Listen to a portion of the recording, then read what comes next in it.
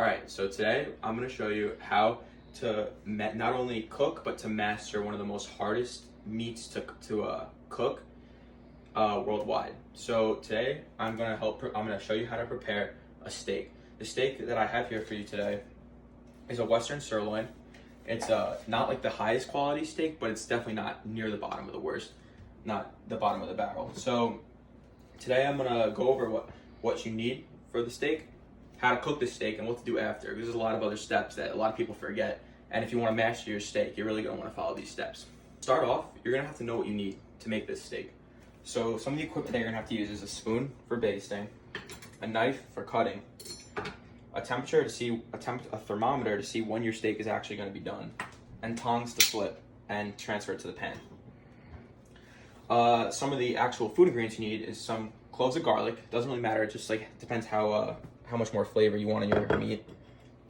Some pepper, some salt, some thyme, some butter, and some olive oil. I usually don't really go by exact measurements. I kind of like eyeballing things, and it really hasn't proven me too wrong since. So that's what I'm going to do here for you today.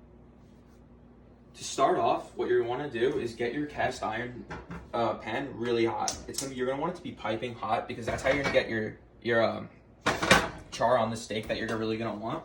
Then you're going to put a little bit of oil in. You don't want to put too much though, because the butter is going to really infuse that. You don't want to get it around. And once that starts smoking, or you check with a chopstick, that's when it'll be hot enough.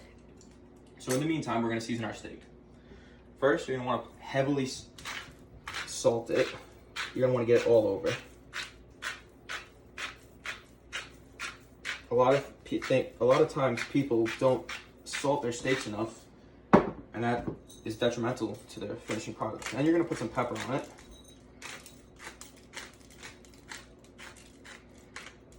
Alright, and you're going to flip. You're going to get the other side.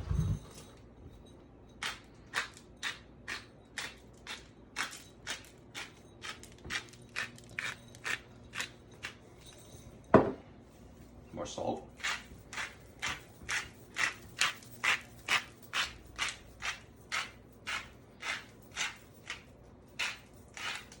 Alright, there you go. Alright, so what you're going to do to make sure your oil's hot enough is you're going to come up to your pan, you're going to get your oil, you're going to use some chopsticks. If those chopsticks start to bubble like they are now, that means your oil's hot enough. If you can see that, that means your oil's hot enough. So now what you're going to do is you're going to take your steak, and you're going to throw it in there, and you hear that sound? That's the sound that you really want when you're making a steak, because that means that it's getting that char that you really want, and it's going to cook to perfection. So now what we're going to do is we're going to keep this on this for 3.5 minutes, and then we're going to come back and check back in. Alright, so we're about halfway done with the first non-flip yet, and some good signs is that the scent that it gives into the room, it's fascinating to see how good this smells, and how different it will be when you're just trying to cook a steak and you don't really know what you're doing. You can already smell the difference, and you can really see the difference in the steak. Let me stop it. Alright, so now that the time is up, it's time to flip. So what you're going to do is you're going to flip that. You're going to see it looks like that. You're going to toss some of your garlic in. And you're going to put some butter in. About 1.5 tablespoons. There you go. Get the butter over. Let that melt. And the garlic sear. So as that melts, you're going to start to see a base form here with the garlic, which is going to roast perfectly. And as you can see, the crust on the outside of that steak is starting to form. And it's going to finish cooking right now, which we're going to after check with the meat thermometer. Now that this is basically a liquid, put some thyme in. There you go. And now we're going to put our holder thing here so I don't burn myself. Get all this down here. And we're going to baste our steak. This is going to help cook the top and give it a nice buttery flavor, buttery garlic flavor that we all want in a perfect steak. As you can see, that garlic is perfectly roasting right there. You can always put a little bit more butter if you want. But I think we put the perfect amount on here. Now that garlic is about roasted, as you can see. That garlic is pretty perfect. We're gonna put it on top of the steak. Because we don't want that to burn and then corrupt our butter. Now we're gonna let that sit for a little bit, and then we'll get back to when we can check it with the meat thermometer. All right, so what we're gonna do now is that we're probably in the middle of cooking right now on the second stage. We're gonna use the meat thermometer and we're gonna check. What we're aiming for is around a 130 temperature for a perfect medium rare. Right now, it's about 100. It goes down after a little bit, but we're gonna constantly check this now because you don't want to overcook this at all. Let's try it again. It's about a 116 right now, so we're getting there. All right, so as you can see, we're at about 123. It was about 125, but this thing's kind of glitchy. So now we're going up again. So we're about where we want to be. So probably in another couple, like 30 seconds or so, we're gonna be good again. Yeah.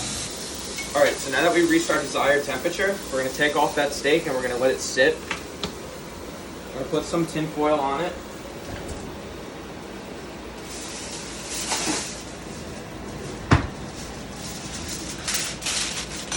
Turn our heat off. And we're gonna let this sit for about 10 minutes. The reason why we do this is because we're gonna let everything finalize cooking on the inside and everything's gonna get nice and tender, and that's just how you make your steak at the end. All right, so our third and final step, and probably most important, was letting our steak rest for about 10 minutes. So after we do that, we're gonna take off our tin foil, which keeps it a little hot, and that's what your final product's gonna look like. So what we're gonna do now is we're gonna cut it and see if we achieve that perfect medium rare. So it doesn't really matter where you cut it, it just depends what type of pieces you like. I kind of like cutting like this because you get more out of it. So show over here. And look, that's a perfect red on the inside there that you're gonna want with your steak. It's very juicy, does get a little dirty, your table or whatever. So as you cut that, look how perfect this steak is cooked just by following the simple steps that I showed you here today. So in the end, we talked about how to prepare your steak, how to cook your steak, and what to do after, because clearly it paid off, the steps that a lot of people don't usually do with a steak. I hope that after today you will learn how to make a steak and even try this on your own, because it's really not as hard as people deem out a steak to be. And that is a perfect steak in my eyes.